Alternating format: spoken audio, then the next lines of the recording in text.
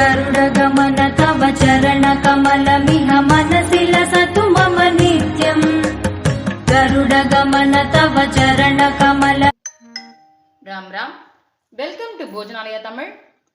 நம்மளோட போஜனாலயா தமிழ் சேனல்ல தொடர்ந்து பார்க்குற எல்லாருக்கும் ரொம்ப ரொம்ப பெரிய தேங்க்ஸ். நிறைய பேர் பார்த்துட்டு ரெசிபிஸ் நல்லா இருக்குன்னு சொல்லி எனக்கு கமெண்ட் பண்ணியிருக்கேன். ஸோ நம்மளோட சேனலை புதுசாக யாராவது பார்க்குறேன் அப்படின்னா அவளுக்காக நான் இந்த விஷயத்த சொல்கிறேன். நம்ம சேனலில் போடுறது எல்லாமே மோஸ்ட்லி ட்ரெடிஷ்னல் ரெசிபீஸ், எல்லாமே no onion no garlic recipes தான். எதுலேயுமே நம்ம ஆனியன் அண்ட் கார்லிக் யூஸ் பண்ணாமல் தான் பண்ணுறோம். அதாவது நம்மளோட சேனலோட ஸ்பெஷாலிட்டி என்ன அப்படின்னா ட்ரெடிஷ்னலான ரெசிபீஸ் தெரியாதவாளுக்காக நம்ம பண்ணி காமிக்கிறோம். அதுக்கப்புறம் எந்தெல்லாம் ஃபெஸ்டிவல்ஸ் வருதோ அந்த ஃபெஸ்டிவலை ஒட்டி ட்ரெடிஷ்னலாக என்ன ரெசிபீஸ் பண்ணணுமோ அதையும் நம்ம பண்ணிட்டு இருக்கோம். இன்னொன்று என்னென்னா நார்த் இந்தியன் ரெசிபீஸ் எல்லாத்தையுமே நம்ம நோ ஆனியன் நோ கார்லிக்கில் கொண்டு வந்திருக்கோம். ஸோ இதுதான் நம்மளோட சேனலோட ஸ்பெஷாலிட்டி. யாரெல்லாம் சப்ஸ்கிரைப் பண்ணாமல் பார்த்துட்டு இருக்கீங்களோ மறக்காமல் சப்ஸ்கிரைப் பண்ணுங்க, தொடர்ந்து உங்களோட சப்போர்ட் கொடுங்க. இப்போது இன்னைக்கு நம்ம என்ன ரெசிபி பார்க்க போகிறோம்னா கருவேப்பிலை பொடி தான் பண்ண போகிறோம்.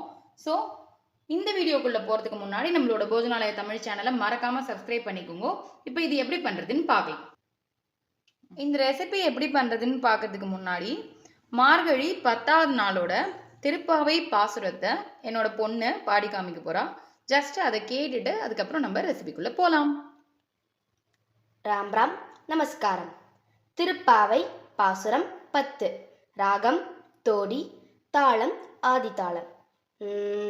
நோற்று சுவர்க்கம் புகுகின்ற அம்மனாய், நோற்று சுவர்க்கம் புகுகின்ற அம்மனாய், மாற்றமும் தாரோ வாசல் தீரவாதார், நாற்ற துழாய் மூடி நாராயணன் நம்மால்,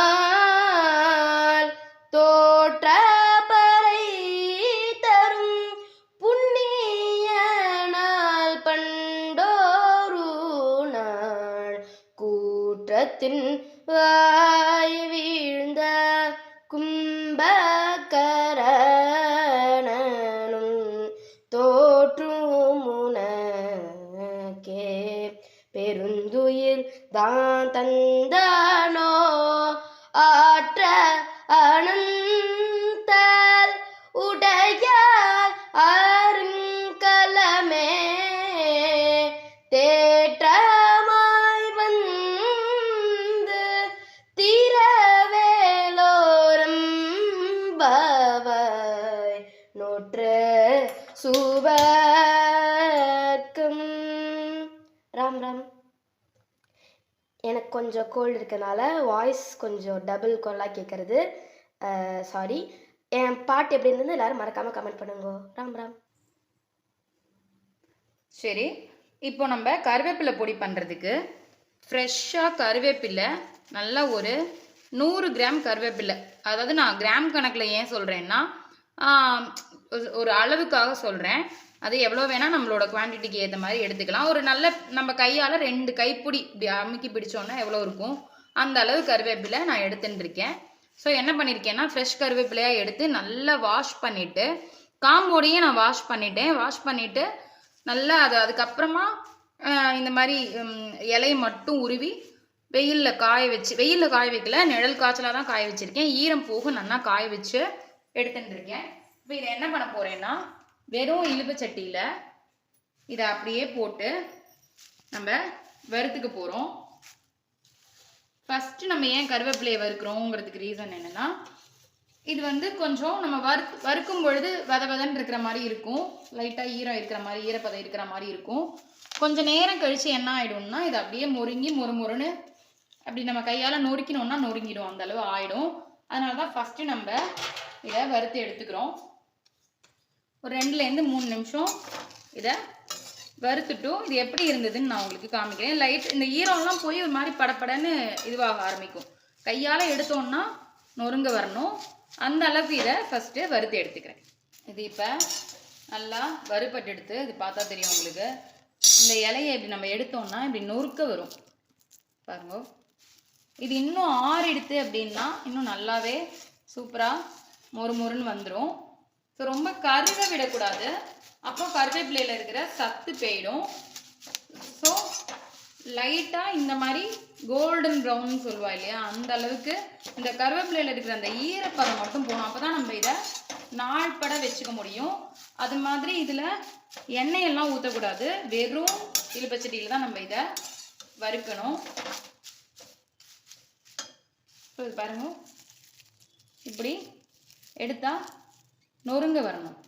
1-2 ஈரமாக இருந்ததுன்னா அதுவும் நல்லா வறுப்பட்டதுக்கு அப்புறமா எடுத்து அதே தட்டில் திரும்ப ட்ரான்ஸ்ஃபர் பண்ணிக்க போகிறோம். இப்போது இது வறுப்பட்டுருது, இன்னொரு இதுக்கு தட்டுக்கு ட்ரான்ஸ்ஃபர் பண்ணிக்கிறேன். இப்போ இதே இழுப்பச்சட்டியில் நம்ம என்ன பண்ண போகிறோம்னா, எண்ணெய் எதுவுமே விடலை, உளுத்தம்பருப்பு இந்த கப்பால் 3/4 கப்பு உளுத்தம்பருப்பு. இதுக்கு அளவு என்ன அப்படின்னா, இப்போ நம்ம 2 கைப்பிடி எடுத்திருக்கோம் அப்படின்னா கண்ணளவாக திட்டமாக ஒரு 50 கிராம் இருக்கிற மாதிரி உளுத்தம்பருப்பு எடுத்துட்டுருக்கேன். அதாவது இந்த கப்பில் 3/4 கப்பு உளுத்தம்பருப்பு, அதே கப்பில் 1/4 கப்பு கடலைப்பருப்பு. இந்த ரெண்டையுமே ஒன்றா போட்டு வரட்டு இழுப்பச்சட்டியில் லைட்டாக ஒரு வறுவறுத்துக்க போகிறோம். ஏன்னா எடுத்திருக்க கருவேப்பிலைக்கு ஏற்ற மாதிரி தான் நம்மளோட இந்த பருப்பு வகை இருக்கணும். அளவு ஜாஸ்தி போட்டுட்டோம் அப்படின்னா ரொம்ப பருப்பு தான் ஜாஸ்தி இருக்கும், பருப்பு பொடி மாதிரி ஆகிடும்.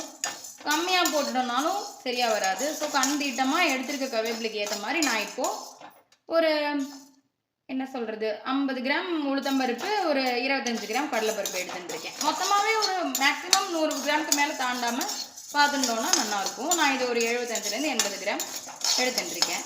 ஸோ இதையும் நம்ம கோல்டன் ப்ரௌன் ஆகிறதுக்கு வறுத்துக்க போகிறோம். இதுவும் கோல்டன் ப்ரௌன் ஆகிடுச்சு, இதையும் நம்ம தனியாக எடுத்து வச்சுக்க போகிறோம்.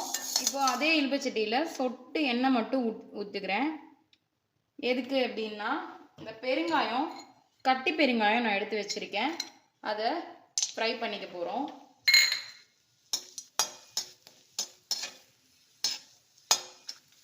இது கூடயே இதே எண்ணெயிலே நம்ம என்ன பண்ண போகிறோம்னா, மிளகா வத்தல் காரத்துக்கு எடுத்து வச்சுருக்கோம்,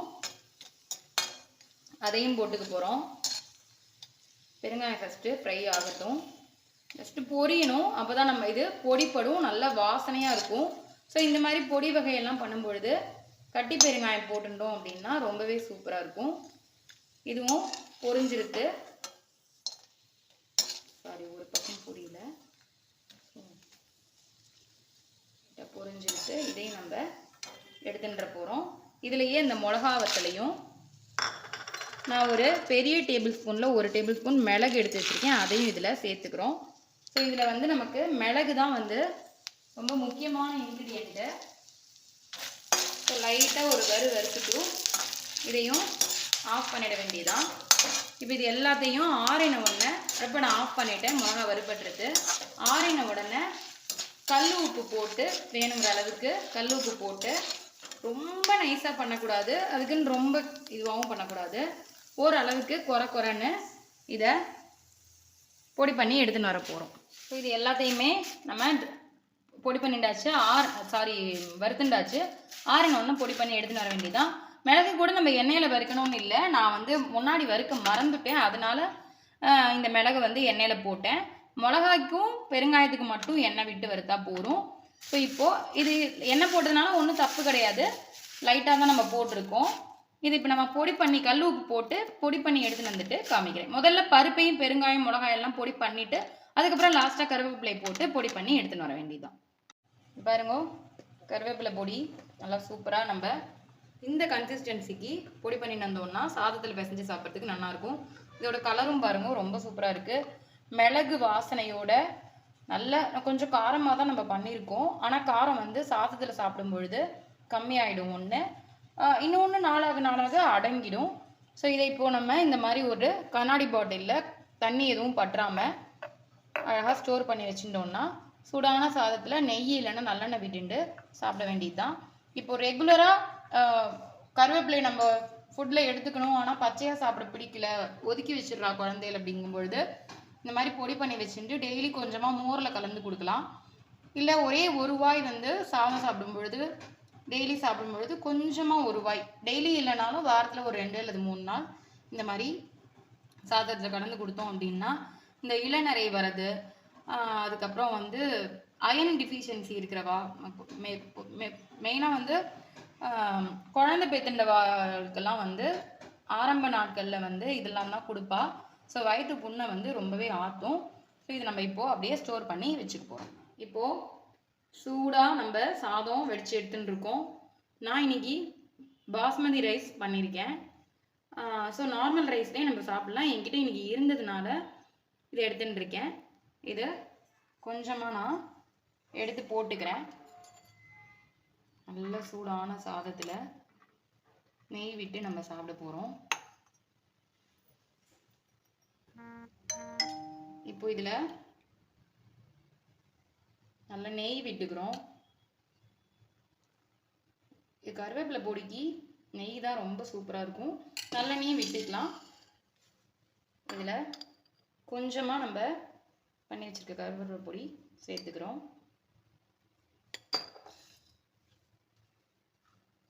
பாருங்க, கலரே எவ்வளோ சூப்பராக இருக்குன்னு. அவ்வளோதான்.